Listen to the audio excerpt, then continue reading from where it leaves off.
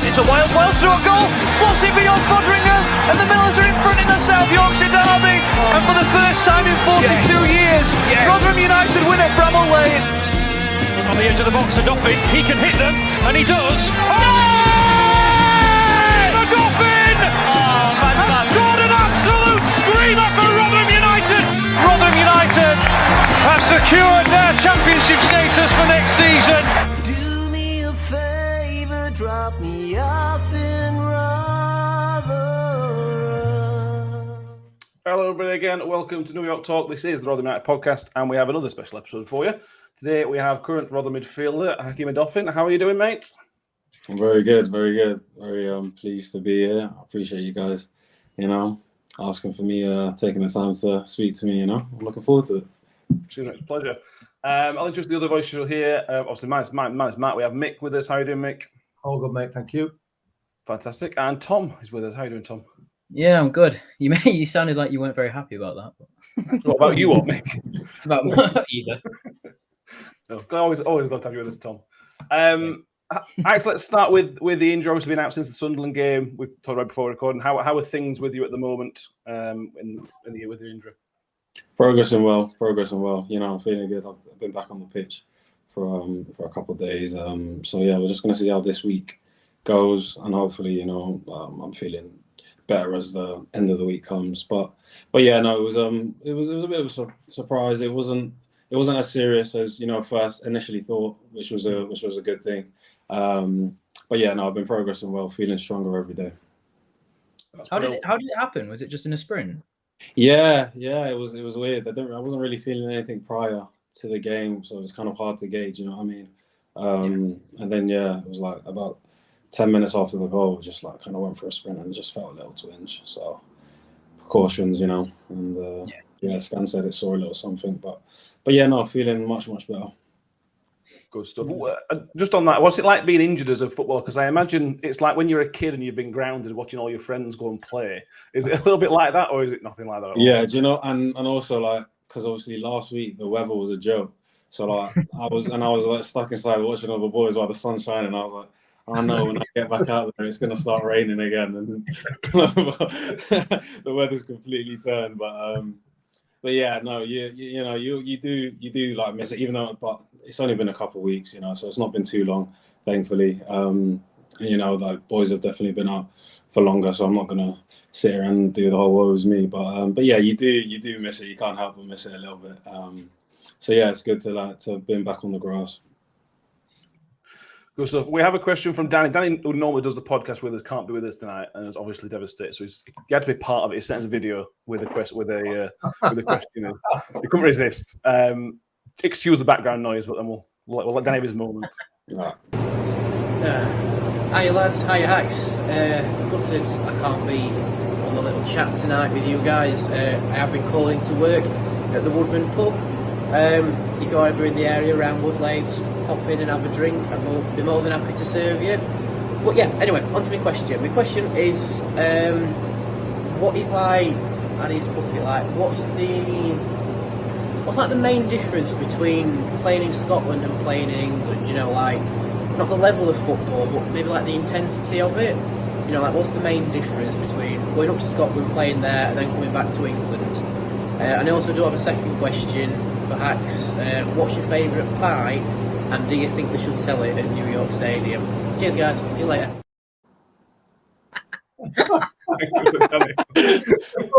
You would have thought, if he's going to ask the question, first of all, he'd know what it was. Yeah, I was just about to say that. Yeah. All right. So what should I do the first one? I'll do. Yeah, go on. Yeah. The difference, I'd probably say. So obviously, when I first came, we were in League One, and even then, for me, I hadn't played in League One at the time either. But I'd say that it's kind of hard to judge that League One season, because I probably didn't play as many like consecutive games to get a kind of grasp of, the type of play and like the intensity in that sense. But obviously, I did still play games, but I played a lot in like the Papa Johns and that. So it's kind of hard to gauge that. But I'll say from the Championship, it's just every team, you know, every game is kind of not that every game wasn't a challenge up in Scotland, but every game's a, you know, there's the opportunity for players to do something kind of crazy. You know, I feel like there's, especially this season as well, you know, the league's stacked in that sense that, you know, basically every week you're going up against something, and something special can happen in a game. I feel like is probably the difference. You know, bar maybe the top 2-3 teams in Scotland, you weren't really getting as much as that. You know, where it's not just the teams, but probably individual players. I feel like that's where the biggest difference is. You get some of the best players, even in the Championship. You get some of the best players in the world at a certain degree, and then obviously if they do well, they end up moving on to, you know, you've seen players go like Victor Gyökeres go from Championship to, you know what I mean, to Sporting. So yeah, I feel like it's I definitely say it's more the individuals and yeah, a bit of the systems as well, but mainly the individuals. You know, I feel like you're going to come up against some really good players almost every week, if not every week. Yeah. Let's talk about the move to Rotherham. Obviously, well, a couple of seasons ago now, from Hamilton. How did the move come around from the club? I assume it's a standard sort of transfer. The club approaches the agent kind of thing. Was it a simple move to come back down to England? Kind of, yeah. So obviously, I did my That was weird because obviously I've gone there, but I've gone there kind of without really. There was no real promise when I actually first moved to Hamilton. There was no real promise of game time or anything like that. I went there and it was like I was kind of on trial. It was like I had a couple games before the season started because I was at Livingston before that, and they weren't. I wasn't going to get another contract, so I kind of went there just on kind of a limb because I was down south. This is when COVID was going on, and obviously the whole furlough thing was going on. And yeah, while I was there, I wasn't one of the boys that they when I was at Livingston, I wasn't one of the boys that they let come back up to do training with them, because obviously then they would have to pay. So it was like I was staying back down and I was doing furlough. So I was like doing training on my own, that kind of thing, like trying to stay as fit as possible. And then, you know, we had interest from Hamilton. Obviously it was still Scottish Prem, so I had to make that decision. And I went up, and it was kind of like I was only going up. I only brought really like a rucksack, and it was like, I'm gonna go for like 2-3 days, train and play, and then, you know, we'll see what happens. And then I ended up going up. We played maybe 2 friendlies, and they said I did pretty well. And I ended up signing. And I remember then we had the first game against Celtic. And that was like 2 weeks after I signed, and I hadn't even like just done all my training down south on my own. So it was like that was on its own was like a kind of quick turnaround, and it was but it ended up being, you know, one of the best things I've done. I played bar an injury probably every game that I was available to play, and I did pretty well. Like, sadly, like we did end up getting relegated, but as an individual season, I definitely enjoyed myself, and I enjoyed the whole ethos there. Like, it was a great bunch of boys, and, you know, the gaffer Brian Rice was great with me. And so when the interest came down, they were great with me, to be honest. They were letting me know that, like, that money, whatever money that they would end up spending, would help them. And so then they never really stood in my way in that kind of in that breath. They were great with me from beginning to end. So I couldn't thank them enough, to be fair. It was I really enjoyed my time. Probably the only thing I didn't get to do was like play in front of a crowd when I was there, because obviously that was the COVID season and that. So, but so I enjoyed my time there, and spoke with gaffers at the time, Paul Warren and everyone, and it was something that definitely intrigued me, coming back down south, being a little bit closer to home, and so it was quite simple, and I was straight down, no real hitches or anything like that, nothing, not too much drama. And yeah, so it was quite simple. Very good. Let's talk about that League One season, because I just go without saying, I suppose you didn't get the minutes you wanted. I think that's putting it probably politely. Was it just one of the things? We went on that incredible run, and I think it's one of those things that if you're out of the team and you've gone 20 games unbeaten, I suspect it's quite difficult to knock on boss's door and ask why you're not starting, because team are doing being so successful. How difficult was that for you, that first season here? Yeah. No, it's like what you said. It's obviously, it's never, as a player, you know, it's never easy not playing, but we did so well that season, and we, like you said, went on a really good run as well. So it's just kind of one of those things I had to take in my stride, you know, and thankfully we got our just rewards at the end of the season.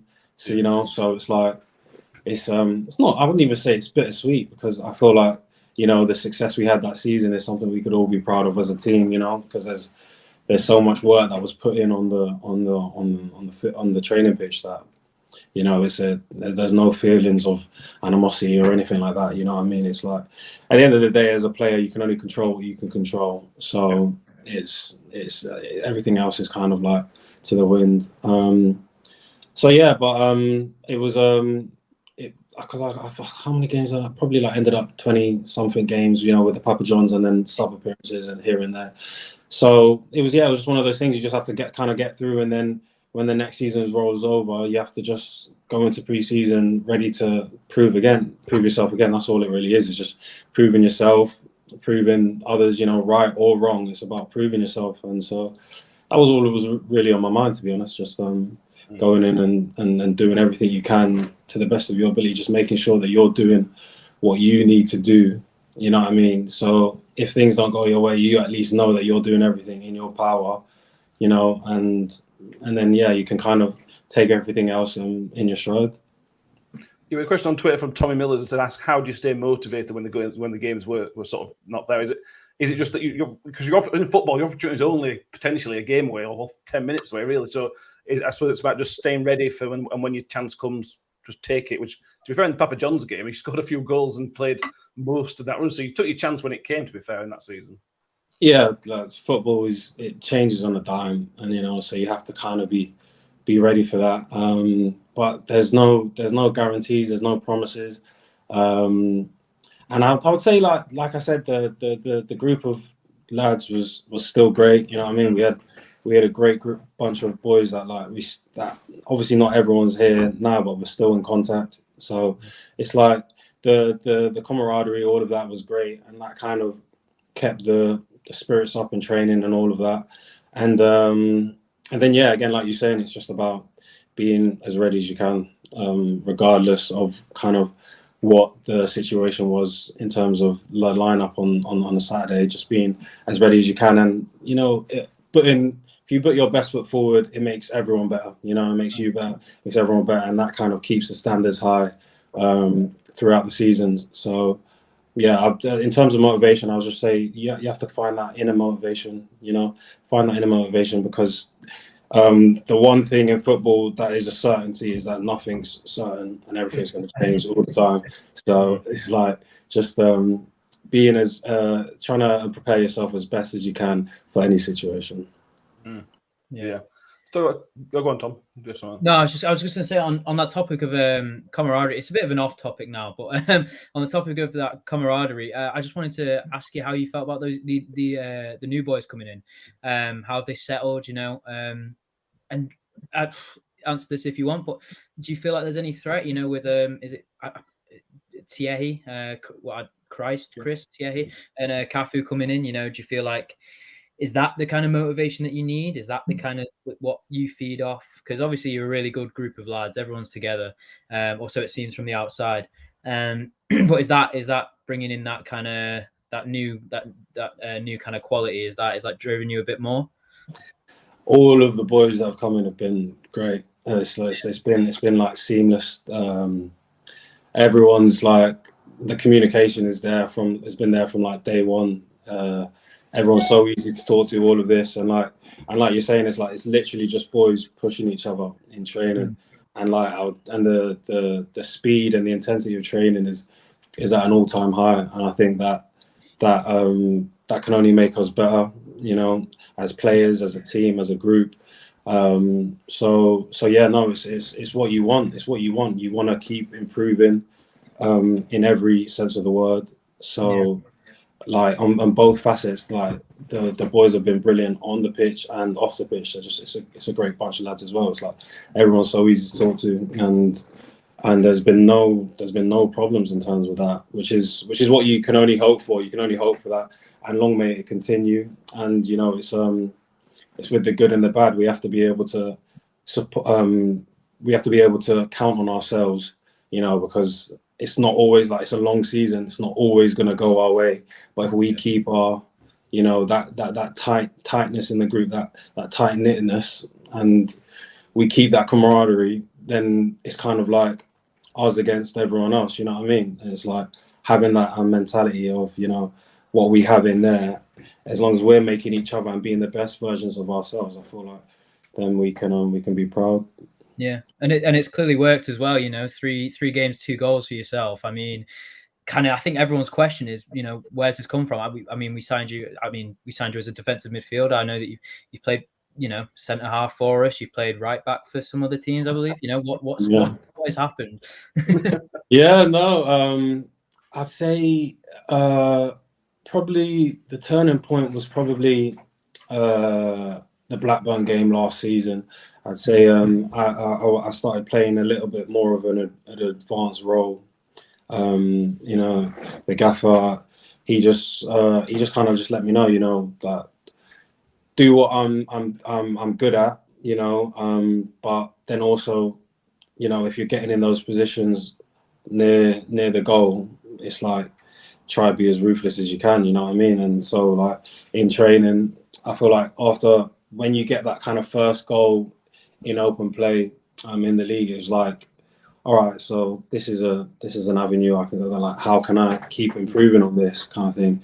So it was just a lot of just training and just like repetition, really, just repetition of being in certain positions and hitting the target as much as possible. And then a few of those opportunities came in games, and thankfully I took them. But it was just about I'd say it mainly goes down to just repetition and just putting in that little bit extra, just so it's on your mind, really. Because, you know, I feel like you get to a certain stage where it's like, you know what you're doing in certain facets of the game, but if you can just add little 1% here and there, then you're putting yourself in good stead.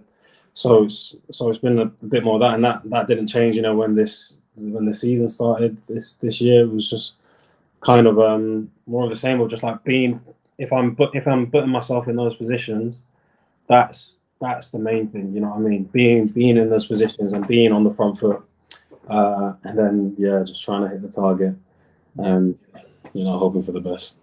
Well, I guess to kind of follow up on that, on a more personal note, what kind of player do you see yourself as now? You know, some people, I don't know how much you read of Twitter, probably, you know, you shouldn't read any of it, it's all crap now. Some, you know, people calling, you know, likeness to Yaya Toure, kind of box to box, but you know, some fans are calling you, you know, next striker. You know, do you see yourself playing in that kind of advanced role, or is it still just what is a striker? I don't know about oh yeah. Yeah, I don't know. I feel like to be honest, it's just, I feel like being in that kind of supportive role, being able to be there for when the ball kind of drops, because I feel like I still have that defensive mind, you know what I mean? So being able to kind of get back and do work in that sense. But yeah, I definitely do feel that getting involved with getting on the end of like crosses and getting shots at the edge of the box and that kind of thing, I definitely do think it's something that I want to keep exploring in my game and getting better at.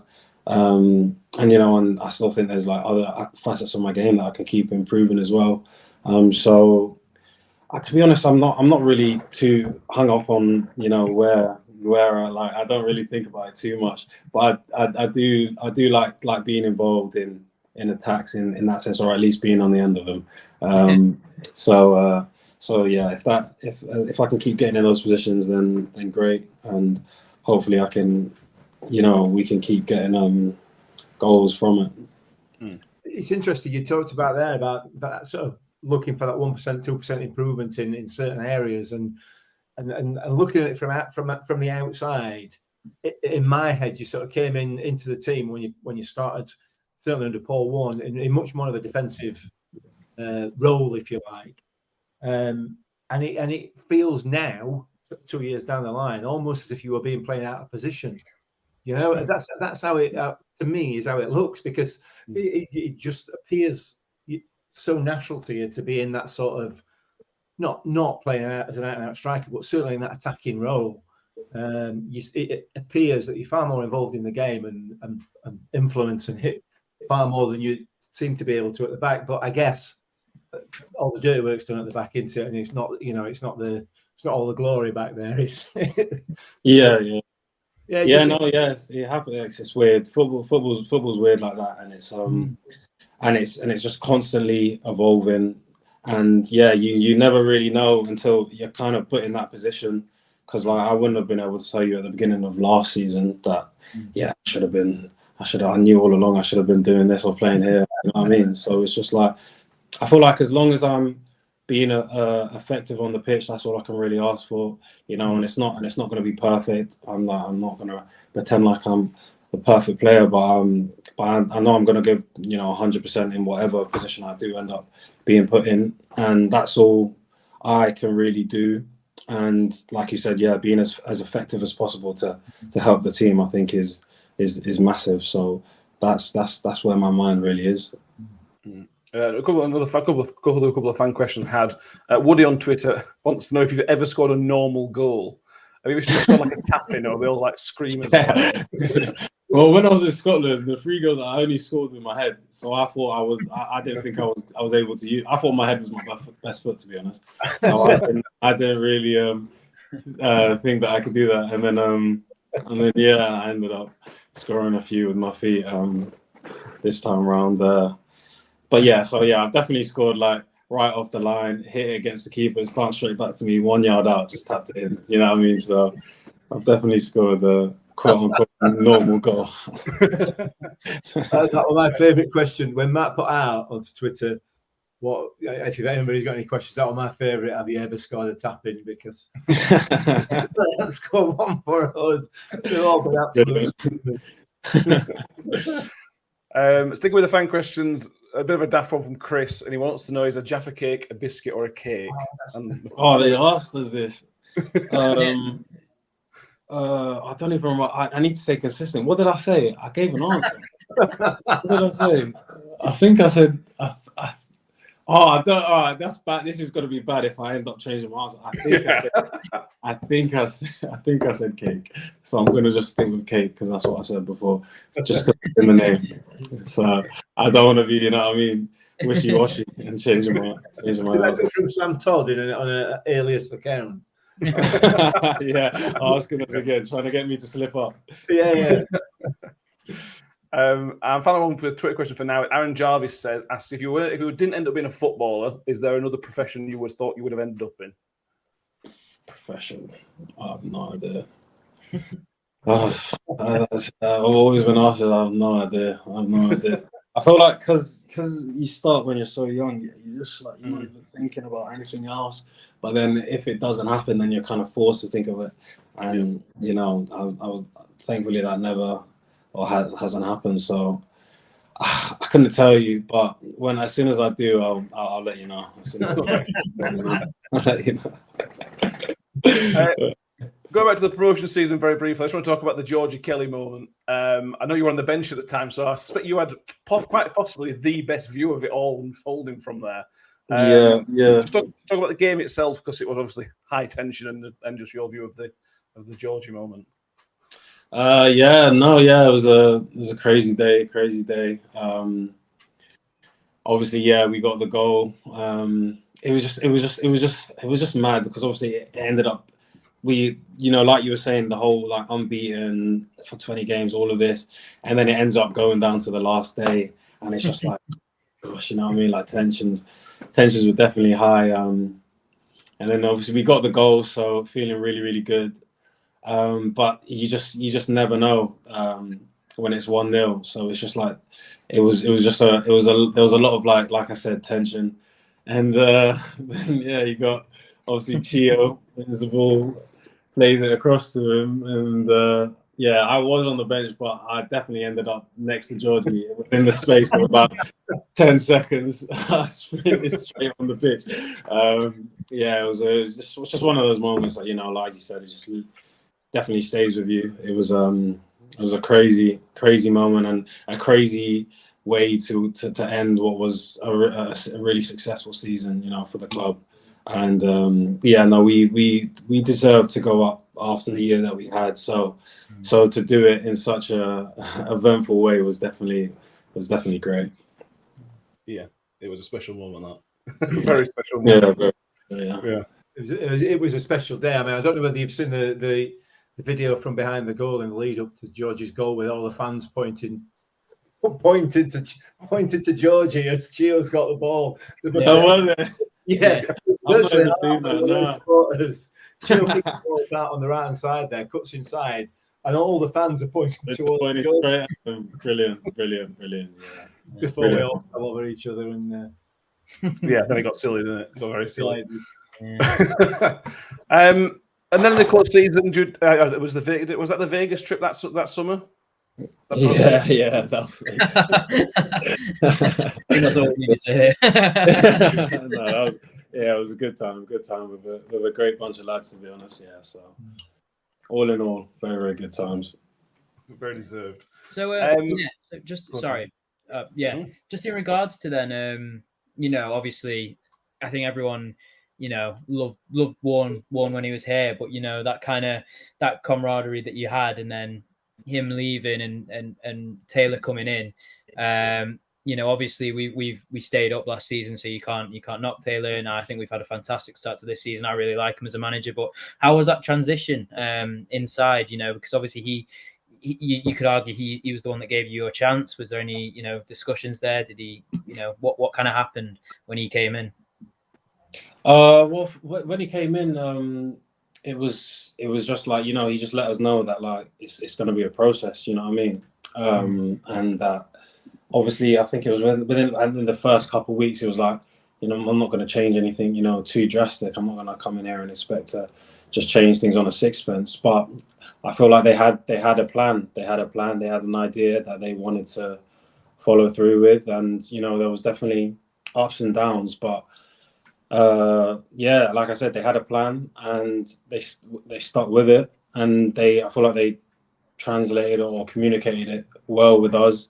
And like I said, it was definitely a process, and in the end, it worked. You know what I mean? But in terms of just that transition, I feel like honestly, it's just football. It is what it is. You know what I mean? It's like you're with one manager and then you're with another manager the next day, and it's just about making it as seamless as possible, you know, as players, because you want it to be seamless, because you want it to go well for your own sake, for the club's sake, for everyone's sake. You want it to go well. So it was just about everyone, you know, being as open to as they can, you know, taking in as much as they can, and it worked out. You know, we did what we set out to do. When he came in, what he set out to do, and that was stay in the league. And so now they've been able to. It was a season of planting seeds, and again we did that again in pre-season. It's just planting more seeds, and it's just about building and building and building, and yeah, and I feel like we're in a good place, and we can get even better, and that's what we do. That's what we do every day in training. Is about, like I said, those 1% and that building, and you see glimpses of it, and I feel like we've seen it, glimpses in games, and we've seen it for full games as well. And it's about being consistent, but also wanting more from each other, which I think is important. Yeah. So obviously, when he came in, the goal last season was to stay up. You know, what was the goal this season? Was it stay up again, or was it, you know, do one better, finish it in a certain place, finish with these many points? You know, what was the mandate at the start of the season? I think the message that's been put across is that we know what we're good at, and it's about building. It's about building and becoming better at what we're good at, and then also growing in other facets. And I think that's the main message. It's more look at what we can do week to week, then look at the end and kind of put a number on this or that. I think there's like I said, there's a process that's being driven through us, and I feel like they come hand in hand. So if we start getting better at X, Y, then the results will start showing here, and that's all you can really look at. Take it on a everyday basis. You know what I mean? Every day in training.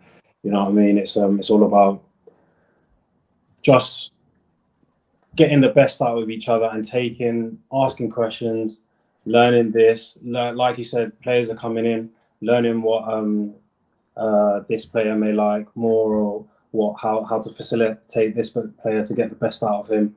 And then when you mesh that all together, it's I feel like we'll be in a really good place. Yeah.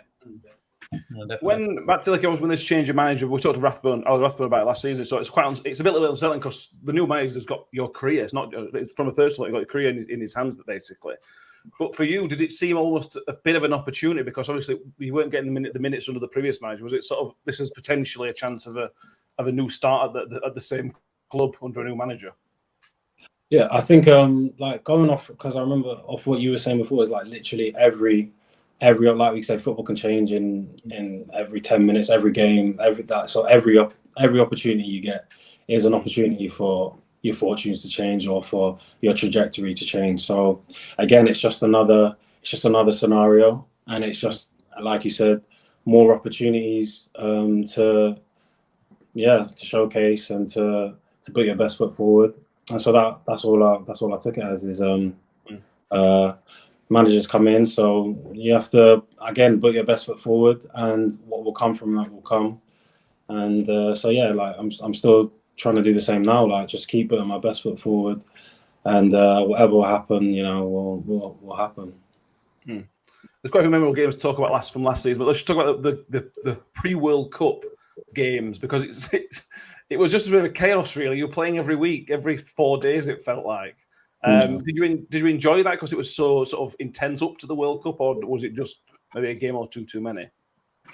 I don't know about a game or two too many. It was just it was a lot of games because they were just trying to cram in everything so that they could fit in this World Cup. But yeah, now when I think back to it, it was probably a crazy time. But I think when you're in it, it's you just kind of get on with it, to be honest, and you're not really thinking about this is chaotic, this is that. And then I feel like it's kind of later on you can probably look back and see the schedule and be like, that was a bit of a crazy time that we got through. But yeah, I feel like when you're in it, you're not really thinking too much about the schedule. Did you enjoy the mid-season break? Obviously, a couple of weeks where it would have been back in training, but did you enjoy the fact you got a break in the middle of the season, or do you just prefer the normal season? Yeah, this wasn't really something that I was like, oh yeah, we should do this every year kind of thing. It was just like, it was what it was, and yeah, I was just ready to get back to football, so I'm not really too bothered. And let's talk about the low of the post-World Cup before we talk about the highs of the new year. It's just one of those, I suppose, like you say, it's just football, but from your point of view, from the players' point of view, Matt Taylor about it, and just seemed like one of those periods where nothing sort of went right. We picked up a couple of key injuries at a really key time, and there's so many fixtures over Christmas, it's sort of maybe difficult to fix things, I suppose, tactically and in training. Is that fair? Yeah, it's mad. It's just like you said, it was one of those times, and it was just like, like key injuries here and there, and just like results not going our way in here and there. But what I can give credit to the boys is that we stayed resilient. You know what I mean? Because I feel like it's easy to capitulate, to make excuses that, okay, well, it's not going right, so it's never going to go right kind of mindset. But we didn't really let that happen. I feel like we rode the storm, and I feel like that comes a lot with, mindset and having that inner group mentality of, even though it may not be going right now, we believe in ourselves that we can turn it around. So I think it's important as players, as staff, it's important to not get too high and not get too low, and to kind of stay focused even if things are not going right in a certain moment, because like we said, football is moments, and things can change, and things did change. So I think it was important for us to ride that storm, and then when we came out of it, I feel like we put a good account of ourselves. Given the amount of work that you put in, obviously it's your full-time job, and you're committed to improving yourself, to improving the team and everything else. This might sound like a daft question. If it is, just tell me it is. But it strikes me as a supporter, we get extremely high, we get extremely low. How difficult is it, or which is the most difficult? Is it more difficult to not get too high when you're winning, and when you're at Wembley lifting a cup, and then you 2 or 3 weeks later you're getting promoted, or is it the lows that you need to address more? Which one's the hardest? I feel like with the highs, the thing about when things are going well, the thing with football, when it's good, it's great. When it's not, it's a disaster. That's like you said, people are really reactionary. So, and I feel like that's again why it's so important as players, as staff, to kind of keep that level-headedness, because as much as fans, and you do still have emotions. I'm not going to act like you don't have emotions as players, but if we were as reactionary as maybe fans, it would be very, very, very difficult to be able to turn corners here and there. So I feel like there needs to be a certain level of level-headedness and calmness, but also you need to understand that people care about this club a lot, and so you have to take pride in that and understand that. So to be honest, I never really fans are kind of people like fans crazy here and there and all that, but it's like at the end of the day, it's because they care about the club. You know what I mean? That's the bottom line. People care about the club, and so and it may not always be construed in the best way, but it's like at the end of the day, it comes down to a certain love for the club, doesn't it? So it's like you have to take the good with the bad, and as players, it's I definitely think it's important to keep a certain level of level-headedness, so that you're in a better position to be able to affect change in the now. You know what I mean? So, so that would be my answer for that. That answered it. One other question. I'll say that. Really good question for you. Yeah. Let's keep on last season. Let's talk about the Blackburn game, because that felt like a crucial game. Looking back, and even at the time, to be honest with you, at full time, you sort of think this is a crucial one. I think it's the first time we realised how hard you could hit a ball as well. To be honest with you, that's when we realised. Oh yeah, true. All right. Behind you, just seen an arrow. Yeah. That poor Doncaster goalkeeper nearly got stretched off. Oh yeah. Protocols. But that Blackburn game, just I suppose the first couple of minutes, it just seemed, from a fan point of view, it seemed from the outset, it was like, right, we're gonna get after this game. We're gonna be really aggressive, and within a minute or whatever, you net it back at net. It would just, and that set the tone. Didn't it? I felt like it really set the tone for almost the rest of the season. Yeah. I think some of our best games and best performances come when we're on the front foot, and that's how we started that game. That's how we not decided that we were gonna, because you always want to be on the front foot, but that was definitely a game plan of that. We're gonna attack the game, we're gonna definitely take the game to them, and I don't know what the time was in the game, but you get a drop like that. Thankfully, it drops literally right on the edge of the box, and I wasn't thinking anything else. It was just hit it low and hard, and then what I thought was really good as well in that game, especially, was just that we kind of kept that pressure on, and we just kept going and ended up getting 4 goals and a clean sheet. So it was definitely some sort of a turning point, somewhat. That, listen, if we take the game to teams, we can compete with every team. Yeah, I think you've shown that this season as well with Leicester, Sunderland, Blackburn.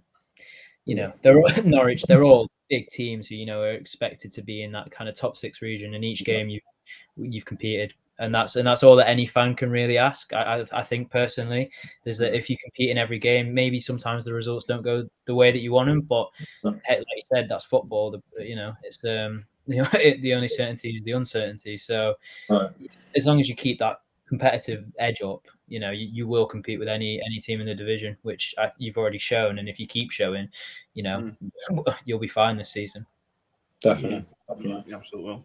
A couple more games to talk about last season. I want to talk about the Cardiff game. I haven't checked if you were playing the one got abandoned. The my God, yeah. Did you play that game? Yeah. I played the first one that got called off. Yeah.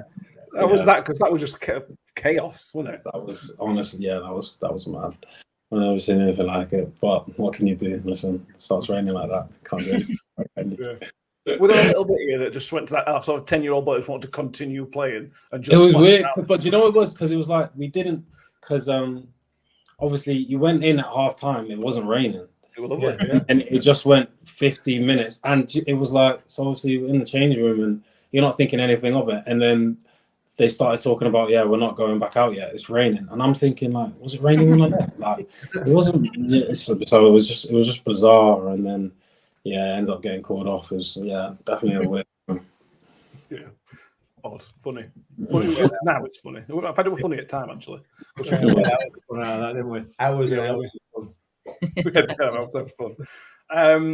And let's talk about the Middlesbrough game. The game that sort of kept us up.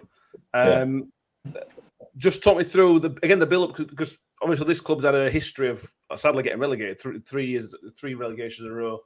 Were you sort of aware of that history around the club, that it had been a real struggle and it's failure is a strong word, but we hadn't been able to stay up? But was that sort of you were made aware of that before? Yeah, it was. I mean, anyone who says they don't know is either not paying attention or lying. Like you do know these things, but in terms of like lead up to the game and that, it's definitely not the main talking point. The main talking point is just the game ahead, and us putting our best foot forward, because I think before that game I hadn't started for a few games, so it was kind of like I was put in, and obviously like we saying we've gone on and on about just being as ready as you can, which is again the same thing, and I felt like it was again one of those performances where we were just on the front foot and just took the game to them, and we obviously went in at half time at 0-0 saying like we can win this game, like we're on top of them, even out of possession, like we're on top of them. It's about like let's finish this off. That was kind of just really the mindset and the message, and we ended up doing it. It was a mad game. It was a mad game. It was mad. To be honest, I got the let me go on this. I got the thing of the goal. Oh, I was going to say, I've got that at home. You made my life. That was the easiest Father's Day gift I ever got. I saw it out to get it. It's brilliant.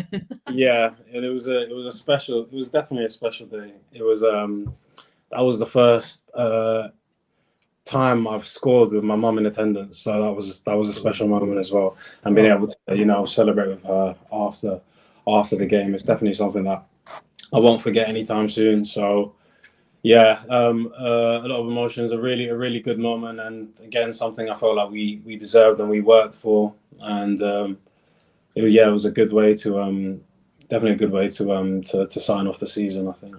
You said earlier you use the phrase football is moments. It's about moments, and that was just one of those moments. That was just clean as a whistle hit, and just chaos. Just brilliant. There's that footage of Ollie behind you who follows through. I've seen it. Yeah, he does like a phantom kick. Yeah, it's great. That's class. Yeah, brilliant. And Z Thompson in the comments, she's not put a question, but she wanted to say well done and to proving the doubt was wrong and keep scoring worldies. I think a lot of fans from that point, from that goal, it's almost a Georgia Kelly moment, which is it's now famous. It was such a moment for the club to finally stay up. And I know for 3 years maybe it doesn't sound like a long time in football, but we had some really tough moments. Mick, I'll come to you on this because you're the seasoned veteran fan. But it was such a key moment, wasn't it, just to finally break that duck, I suppose. It was, and I think it goes back to what the question I asked earlier on about the highs and the lows. You know, you've got to have those lows to really appreciate those highs. For sure. And you know, as supporters, we've had both. Since we moved into this stadium, we've either been going up or going down. There's not there's never been anything in between.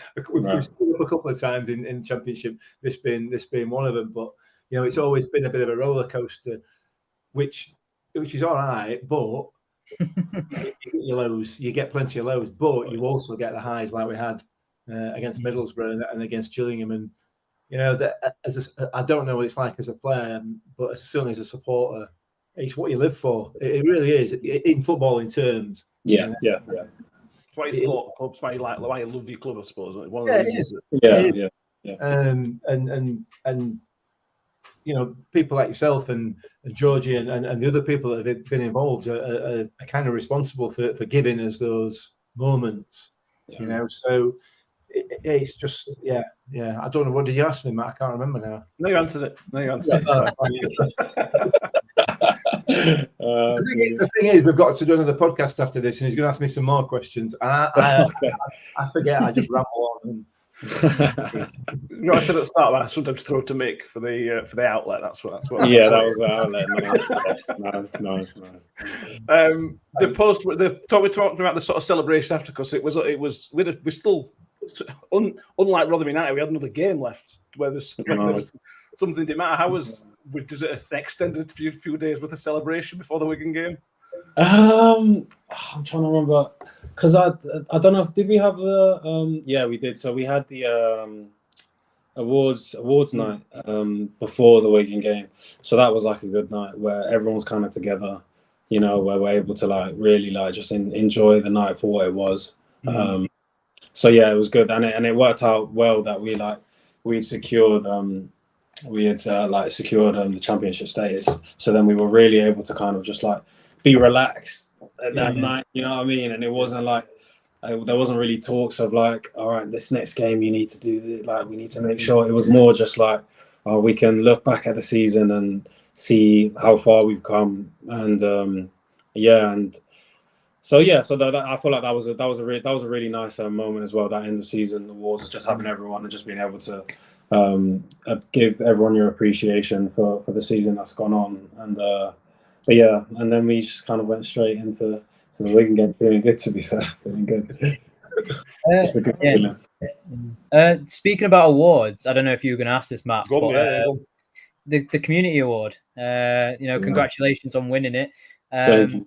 But you know, it goes under the radar what you do. So you know, I'd just love to know, did you know that you were up for it? Did you, what is it that you did, that deserved it? I don't know. I didn't. They let me know. So before the actual night, they let me know like a couple weeks before that they were just going to put my name forward. And I think it was they just said that just being on call, basically. Just always being on call, and I let them know if there's anything, just kind of just let me know, and I'll try my best to be able to be available. And whether that was people having to cancel or just the odd thing here and there, I was just trying to make myself as available as possible. And then I ended up being able to have a decent night with all the people at the trust as well, at the awards night. I feel like they do a great job as well, and it's I don't think it should be taken for granted what they do. I'm really cool with them. They're like really, really good people, really nice people. So communication with them is easy. Just anything they really need, I'll try to be available for, and that apparently was enough to be on board, I guess. That's great. That's the thing as a footballer, though, because because of the position you're in, you have the facility to help the community sports trust. Just because of your sort of position at the football club, you can. But just by turning up, it shines a line on people's day. Really, doing the podcast with us, it's just you can cheer people up by rocking up, which I suppose is quite a nice position to be in. Yeah, exactly. Like really and truly, I'm not really doing that much. Do you know what I mean? They're doing most of the hard work. So if me showing up can help them in any way, then yeah, it's no skin off my back. No, very good. We appreciate it. I think we do. Let's talk about this season very briefly. We've already mentioned it, but I'll talk about the Blackburn game. There's pressure on you to play Blackburn next season. Yeah. Scoring a better goal next season. Yeah. Always against them. They'll be dreading playing you next time. Yeah, no. It was a good moment. It was just one of those, again, being on the front foot, and I was just like anticipating that pass across, and yeah, when it was played, I was just kind of eyes lit up. But then it was also about staying as calm as possible. It was funny because literally before the game, Wayno, we were doing like shooting and that, and he was just saying like, just relax when you're in front, just relax, calm down. And then it literally ended up happening when he was like, I saw you relax, I saw you take the time and to finish it. And so yeah, little things like that definitely help. But yeah, no, it was definitely a good moment. If I can score again, if I play him again, that'll be great. But it was one of those rare moments in football as a supporter where the second that you intercepted that ball, I'd already started celebrating. I knew exactly where it was going. It was inevitable. The supporter, that's it. He's in exactly the same position on the pitch. Yeah. It's just inevitable. We're fantastic. Yeah. I suppose that's where that repetition in training comes from. I suppose because you've sort of honed your skill, it then becomes like so. Once you relax, you just keep gone past keep before I move down it. To be fair, So try to keep it up as much as I can, and then just putting in the work, and then hopefully keep reaping what I sow. Mm-hmm. Yeah, I just found it just performance this season. We're sitting with 4 points. That feels like a good start, but we probably could have 7 points, 9 points. But in terms of performance, it feels like it's been a really, really strong start from the team. Yeah, I agree. Even watching the last couple of games, I feel like we're definitely in a good place in terms of performances, and it's like I said, keep more of the same, and then asking more questions of each other. Pushing ourselves that little bit further. But again, I think it's one of those things where we need to have that much confidence in ourselves, where it's if ever it doesn't go our way, we're not losing sight of what success has brought us. What has brought us success, should I say? And having that, like I said, confidence in what we do and the process. Because I feel like if ever it doesn't maybe go our way, that's not maybe a sign on the process being wrong in any way, shape or form. It's just, like we said, things can go your way or maybe they don't. But I feel like the process is definitely one of the most important things. And so if we carry on with the mindset and the attitude we have now, I think it puts us in great stead.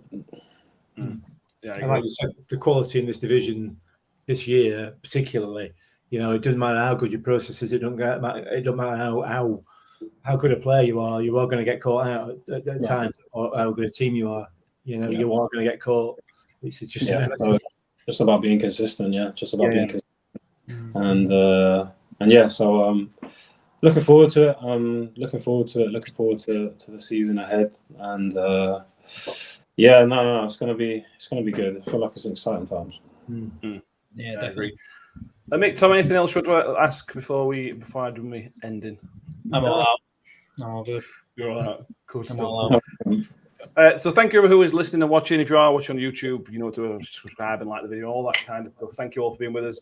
And most of all, thank you, Hax, for being with us today. We appreciate it. Really appreciate it, guys. Enjoyed it. Really enjoyed it.